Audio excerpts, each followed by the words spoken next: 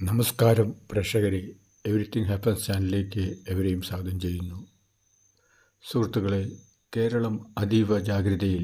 2018 പ്രളയ ദുരിതത്തിന് ശേഷം വീണ്ടും ഒരു പ്രളയക്കെടുതി കേരളത്തെ വേട്ടയാടുകയാണ്. കേരളം അതീവ ജാഗ്രതയിൽ. കേരളത്തിലെ മിക്ക ജില്ലകളും റെഡ് അലേർട്ടിലും ഓറഞ്ച് അലേർട്ടിലും ആണ്. കാലാവസ്ഥാ നിരീക്ഷണ കേന്ദ്രം ഇനിയും മഴ തുടരുമെന്നാണ് മുന്നറിയിപ്പുള്ളത്. അങ്ങനെ അതീവ ജാഗ്രതയിൽ കേരളം ഇപ്പോൾ നിലനിൽക്കുകയാണ്. എല്ലാവിധ രക്ഷാപ്രവർത്തനങ്ങളും പുരോഗമിക്കുന്നു. ധാരാളം ആളുകളുടെ ജീവൻ നഷ്ടപ്പെട്ടു. ഉരുൾപൊട്ടലും പേമാരിയും വെള്ളപ്പൊക്കവും സംസ്ഥാനത്തെ ദുരിതത്തിലാഴ്ത്തിയിരിക്കുന്നു. റാന്നി, പത്തനംതിട്ട, അതേപോലെ തന്നെ പാലാ ടൗൺ മുങ്ങി വെള്ളത്താൽ ചുറ്റപ്പെട്ടിരിക്കുന്നു. ആറന്മുള പ്രദേശം, പാലായ്ക്ക് ശേഷം ആറന്മുള പ്രദേശമെല്ലാം വെള്ളത്തിൽ മുങ്ങിയിരിക്കുകയാണ്. അതോടൊപ്പം കോഴിക്കോട് ടൗണ്, വയനാട്ടിലെ ഹൈവേ ബ്ലോക്കായിരിക്കുന്നു. താഴ്ന്ന പ്രദേശങ്ങളിലെല്ലാം വെള്ളം കയറിക്കിടക്കുകയാണ്. സംസ്ഥാന ഗതാഗതം പല സ്ഥലങ്ങളിലും സ്തംഭിച്ചിരിക്കുന്നു. ഇടുക്കിയിൽ ഉരുൾപൊട്ടിയിരിക്കുന്നു. കാസർഗോഡ് വനപ്രദേശത്തിനുള്ളിൽ ഉരുൾപൊട്ടി അത്യാഹിതം സംഭവിച്ചിരിക്കുന്നു. വെള്ളം കുതിച്ചു പായുന്നു. ഇങ്ങനെ കേരളം ഒരു തീരാ ദുരിതത്തിലാണ്. ഒരിക്കൽ 2018 പ്രളയത്തിൽ നിന്ന് പതുക്കെ കരകയറി വരുന്നതേ ഉണ്ടായിരുന്നുള്ളൂ. ബിസിനസ് സ്ഥാപനങ്ങളും ഷോപ്പിംഗ് മാളുകളും ഷോപ്പുകളും ടൗണുകളും ഈവൻ പെട്രോൾ പമ്പുകൾ വരെ വെള്ളത്തിനടിയിലായിരിക്കുകയാണ്. എത്ര രൂപയുടെ നഷ്ടം, എത്ര കോടികളുടെ നഷ്ടം ഗവൺമെൻറ്റിനും സംസ്ഥാനത്തിനും ഉണ്ടായിട്ടുണ്ട് എന്ന് ഒരു എത്തും പിടിയുമില്ല. മുഖ്യമന്ത്രിയുടെ നേതൃത്വത്തിൽ എല്ലാ മന്ത്രിമാരും ഓരോരോ ജില്ലകളിൽ ക്യാമ്പ് ചെയ്തുകൊണ്ട് ഊർജിത പ്രവർത്തനങ്ങൾ നടക്കുന്നു. സാധ്യമായ രീതിയിലെല്ലാം ഗവൺമെൻറ് ജനങ്ങളുടെ ദുരിതത്തിന് എന്തെങ്കിലും ഒരു ആശ്വാസം നൽകുന്നതിന് വേണ്ടി ക്യാമ്പുകൾ തുറക്കുകയും ജനങ്ങളുടെ ഇഷ്ടത്തിന് തന്നെ എവിടെ വേണമെങ്കിലും ക്യാമ്പ് തുറക്കാമെന്നാണ് മന്ത്രിമാർ പറഞ്ഞിട്ടുള്ളത്. അതോടൊപ്പം തന്നെ അത്യാവശ്യ ഫണ്ട് എത്രയും പെട്ടെന്ന് എത്തിക്കുകയും ഓൾറെഡി അനുവദിച്ചിട്ടുണ്ട് എന്നാണ് മന്ത്രിമാർ പറയുന്നത്. MLA-മാർ നമ്മൾ ഫോട്ടോയിൽ കാണാം. MLA-മാർ അവരുടെ നേതൃത്വത്തിൽ തന്നെ ബോട്ടിലും വഞ്ചിയിലും പായ്ക്കൊട്ടയിലുമൊക്കെ രക്ഷാപ്രവർത്തനം നടത്തുന്നു. അങ്ങനെ ജനങ്ങളാകെ ഭയചകിതരായിരിക്കുകയാണ്. എങ്കിലും വളരെയധികം ജാഗ്രത പാലിക്കണം. അത്യാവശ്യത്തിന് മാത്രം വീടിന് പുറത്തിറങ്ങുകയും അത്യാവശ്യത്തിന് മാത്രം സഞ്ചരിക്കുകയും ആണ്. ചില സ്ഥലങ്ങളിലെല്ലാം സഞ്ചാരം നിരോധിച്ചിരിക്കുകയാണ് രാത്രികാലങ്ങളിൽ.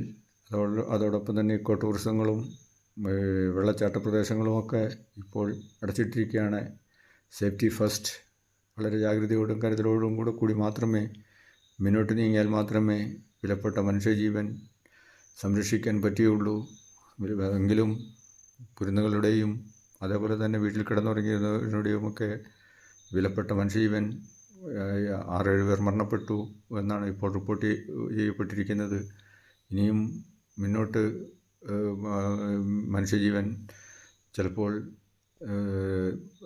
മനുഷ്യജീവൻ അപകടമുണ്ടാകാം. ഇലക്ട്രിക് ലൈനുകളും കമ്പികളും അപ്രതീക്ഷിതമായ കുഴികളും ഒക്കെ അറിയില്ല. വണ്ടികളൊക്കെ ബോട്ട് മാതിരി ഇപ്പോൾ ടൗണിൻ്റെ നടുക്കുകൂടെ വെള്ളത്തിലൂടെയാണ് ഓടുന്നത്. ആ വണ്ടിയൊക്കെ ഏതെങ്കിലും കുഴിയിൽ വീഴുകയോ എവിടെയെങ്കിലും ഒക്കെ അപകടത്തിൽപ്പെടുകയോ ചെയ്യാം. അത് വളരെയധികം റിസ്ക്കാണ്. കഴിവതും വെള്ളത്തിനകത്തു കൂടെ പരിചയമില്ലാത്ത സ്ഥലത്തു കൂടെയൊക്കെ വാഹനങ്ങൾ ഓടിക്കാതിരിക്കുന്നതാണ് നല്ലത്. പക്ഷേ കുറഞ്ഞ വെള്ളമേ ഉള്ളെങ്കിൽ ചിലപ്പോൾ വണ്ടി അങ്ങ് കടന്നു പോകും. വെള്ളം കയറിക്കഴിഞ്ഞാൽ എയർട്ടിലൂടെ വെള്ളം കയറിക്കഴിഞ്ഞാൽ വണ്ടി ഓഫാവും. വെള്ളം പൊങ്ങിക്കഴിഞ്ഞാൽ ഒന്നും ചെയ്യാൻ പറ്റില്ല. മണിക്കൂറുകൾ കൊണ്ടാണ് വെള്ളം പൊങ്ങുന്നത്. ഇത്രയും കേരള സംസ്ഥാനത്ത് വൈദ്യുതി ഇല്ല എന്നും പറഞ്ഞ് വെള്ളമില്ല, മഴയില്ല എന്ന് പറഞ്ഞിരിക്കുകയായിരുന്നു. പക്ഷേ പ്രകൃതിയുടെ വികൃതി, കാലാവസ്ഥാ പ്രവചനങ്ങളെ തെറ്റിച്ചുകൊണ്ട് മണിക്കൂറുകൾ കൊണ്ട് മഴ കൊണ്ട് ഇപ്പോൾ ഡാമുകളെല്ലാം തുറന്നു വിട്ടിരിക്കുകയാണ്.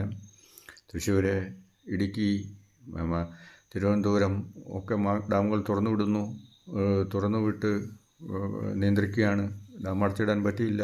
ഡാമുകൾ ഏതെങ്കിലും ഡാമേജായി പൊട്ടിപ്പോയി കഴിഞ്ഞു കഴിഞ്ഞാൽ സ്ഥിതി അതിഭയങ്കരമായിരിക്കും. അതിനാൽ നിയന്ത്രിത തോതിൽ നോക്കിക്കൊണ്ട് ഡാമുകൾ തുറന്നു വിടുകയാണ്. ദുരിതാശ്വാസം ആവുന്ന വിധത്തിൽ ഗവൺമെൻറ് നടത്തിക്കൊണ്ടിരിക്കുകയാണ്. കൊല്ലത്തു നിന്നുള്ള മത്സ്യത്തൊഴിലാളികൾ അവരുടെ ബോട്ടും കൊണ്ട് വന്ന് റാന്നി, പാല, അതേപോലെ സംസ്ഥാനത്തിൻ്റെ വിവിധ ഭാഗങ്ങളിൽ അവർ സേവനസന്നദ്ധരായി പ്രവർത്തിക്കുന്നു. ധാരാളം പേരെ രക്ഷപ്പെടുത്തുന്നു. വീടുകളിൽ വയോധികരും കിടപ്പ് രോഗികളുമായ ആളുകളൊക്കെ ധാരാളമുണ്ട്.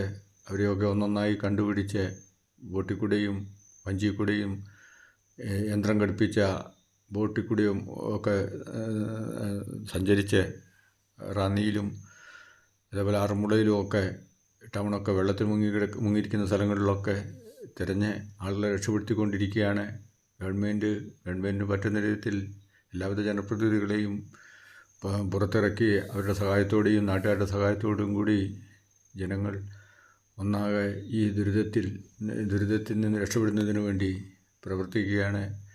ഇപ്പോഴും കാലാവസ്ഥാ നിരീക്ഷണ കേന്ദ്രത്തിൻ്റെ അലേർട്ടാണുള്ളത്. ഇനിയും ചിലപ്പോൾ വരും ദിവസങ്ങളിലും മഴ തുടരാം. മഴ തുടരുകയാണെങ്കിൽ കാര്യങ്ങൾ വീണ്ടും ബുദ്ധിമുട്ടിലാകും.